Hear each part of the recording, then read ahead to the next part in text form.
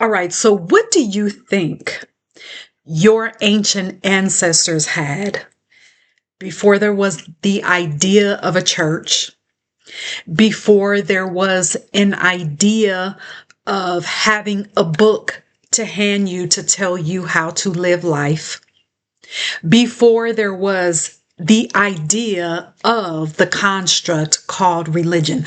What do you think your ancestors had? Your ancient ancestors. What do you think they had? I'm not talking about your immediate grandpa and grandma. I'm not even talking about your great greats. I'm talking about ancient, your ancient ancestors. What did their spirituality look like? What did their spiritual practices look like? What was their spiritual technology? These are questions that you have to ask yourself after you have left religion, after you have walked away from the church. Let me just tell you this. This is what I feel. Your ancient ancestors had the purest connection with the divine. Your ancient ancestors had the purest connection with their own divinity. They had the purest connection with divine intelligence. Why? Because they viewed themselves as that.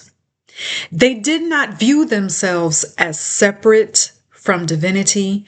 They did not view themselves separate from universal consciousness, divine intelligence, whatever you want to call it. They did not view themselves separate from that, because in how they saw themselves, they saw that because they saw themselves as a soul, a spirit in a body, not the other way around, they were very clear on their connection as sovereign beings. Okay? So there was nothing externally that was going to get them to view themselves otherwise. Okay? Even with the external attempts to wipe out all spiritual practices that were called pagan once the construct of religion was created, it was not only were spiritual practices called pagan, they were also called animalistic, okay, because it wasn't controlled. It didn't fit into a box. So religion was created to control people. All right. So the practices did not fit into a box. They didn't fit into, religious constructs. And so the ancient ones knew otherwise, regardless of these external things telling them that they were so-called wrong because of their practice, because of their connection. So they kept their practices and their spiritual technology alive and active. Alive and active, okay? As I am talking to you about this, I am reminded of, and I forgot where the scripture was in the Bible, but it talks about Queen Asherah or Asherah, also known as the Queen of Heaven in the Bible. And these groups of people were trying to be controlled with religion. And they told this individual that was trying to get them to turn to this God and leave their pagan ways behind. And so they tried it. And so this individual came back to them, I guess, to see how they were doing. And so this group of people said, hey, look, when we were showing reverence to the Queen of Heaven, we were prospering. We were abundant in all things good and perfect. We were doing well. But now you got us out here turning away from our spiritual technology, and now things have gone to shit. No, it doesn't say that in the Bible, but I am giving you my version. Okay. You can look that up. I think if you really want to see that scripture, just go to wherever you online where you type in the Bible, and you can type in certain words, and the page or website, wherever you're at, will show you scriptures that deal with whatever word. So just type in, you can even just type in Queen of Heaven if you really want to see it. Okay. So let's get back to the episode. So your ancients understood that your body, their bodies, are conduits of energy. Conduits of energy. So you're not just this mass walking around. You are a conduit of energy. There is science that says, because for some reason, some of you need science. There's a scientific estimate that says our bodies, one of us, have enough electricity in our body to light up an entire city. Now, how big that city is, I don't know. If you can do the research on your own. But just that fact, if you don't believe anything else, just that estimate, and again, that's an estimate, one of us can light up an entire city. That is power right there. We could end the episode on that. We're going to keep going. So, what was part of your ancient ancestors' spiritual technology? What did your ancient ancestors have? What did they know that they had? Okay. Well, before religion, before any book of commandments or anything like that, your ancient ancestors had water. They had rocks. They had the trees. They had the moon. They had the sun. They had the stars. They had the so-called night sky. They had the clouds. They had the weather. They had water. They had fire. They had the earth. They had the plants. They had the herbs. They had the wind. That's what they had. They had the elements because they knew their connection with the elements. That's how they lived. To be connected with the elements in that way, that was natural for them. Just as it is automatic for you to get up every day and take a shower, for you to get up every day and brush your teeth, that is how the ancient ones, your ancient ones, the ancient ones that you actually still carry their DNA in you, that is how they lived their life. Okay?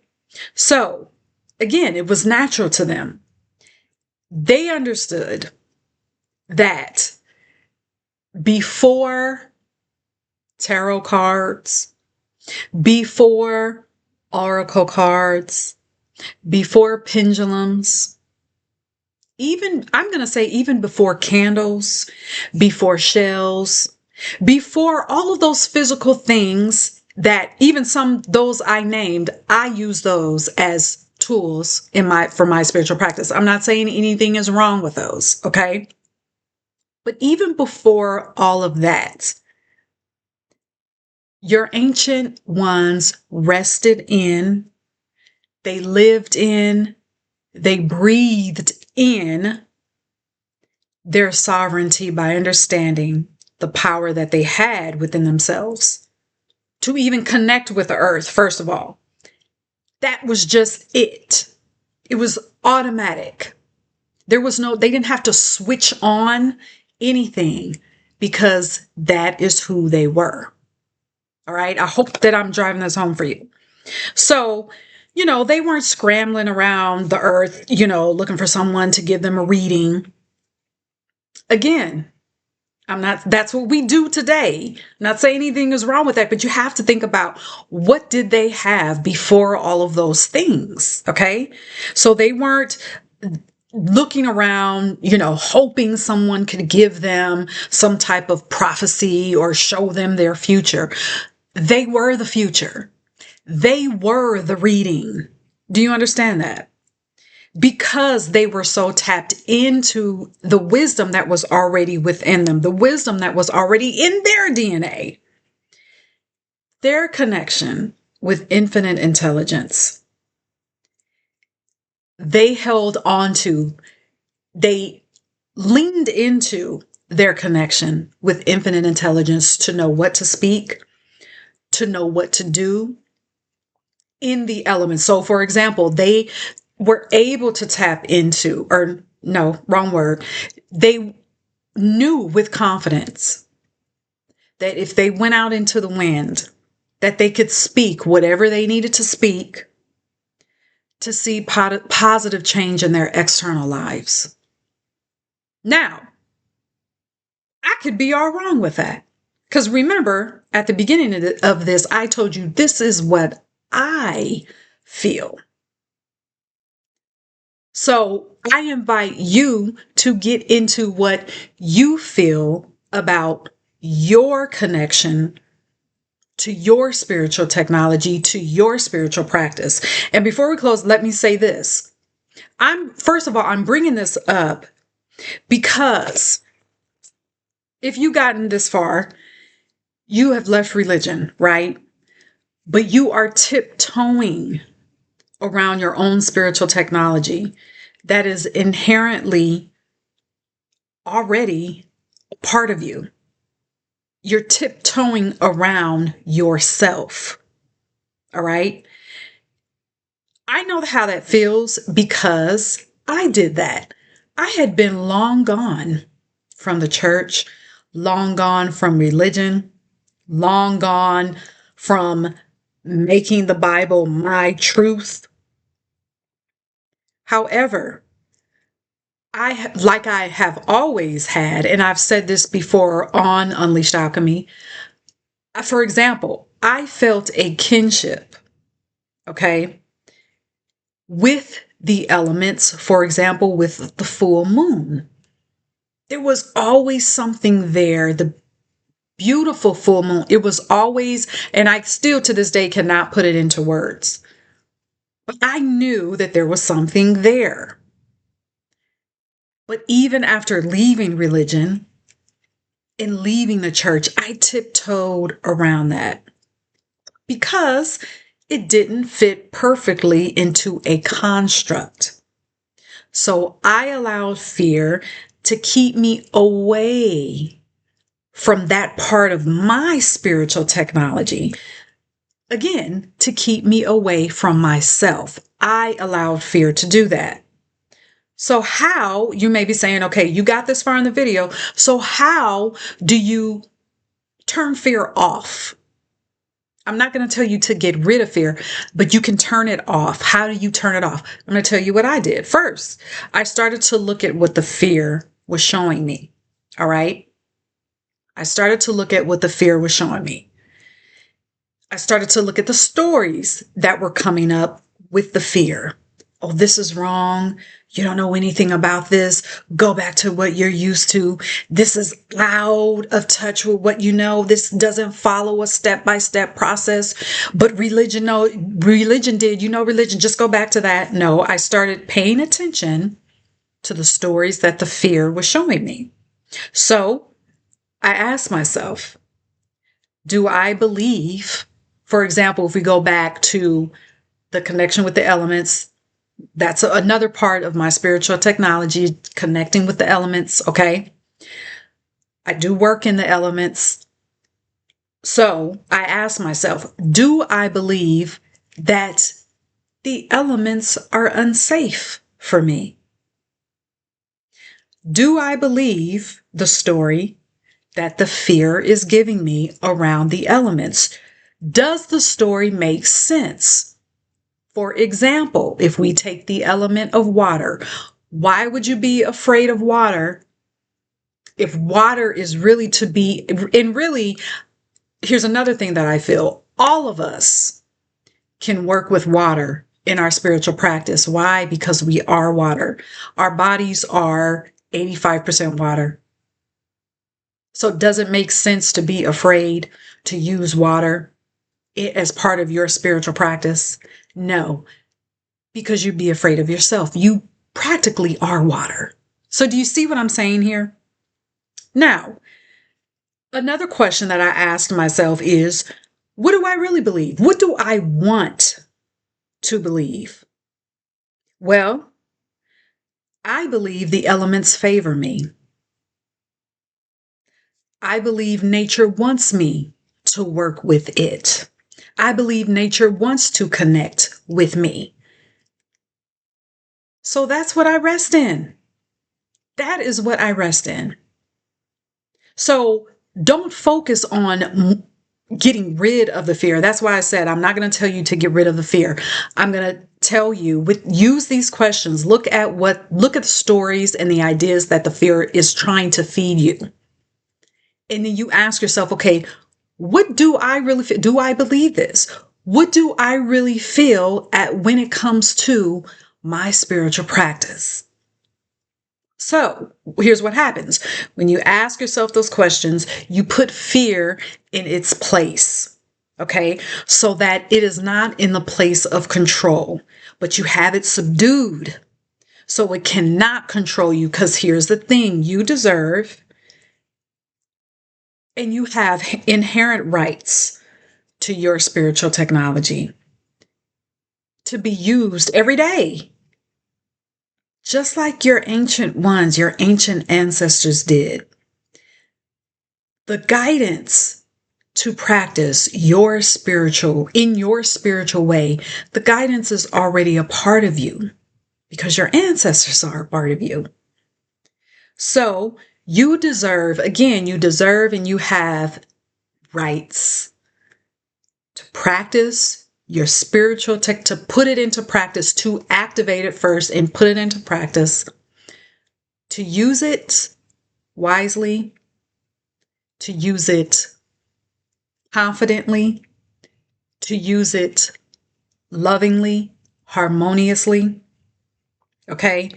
You deserve to also integrate, because integration is very important, because yes, we're spiritual beings in this physical body. All right. So it is important that you use it, you develop your practice, you understand what your technology is so that you can integrate that technology into your spiritual life for positive influence, for positive change, for positive elevation, for positive transformation. It is your right to do so. Okay? So if you are watching this on YouTube, I want you to leave me a comment. Let me know what your takeaways are. If you're watching this, or not watching this, but if you're hearing this on the podcast, give me some feedback. Download this episode, share it, okay? Follow me on your favorite podcasting platform, all right? And also, before we go, I want to remind you that I am taking one-on-one clients, okay? I want you to go to unleashedalchemy.com and you will see how we can work together. And email me if you are serious inquiries only.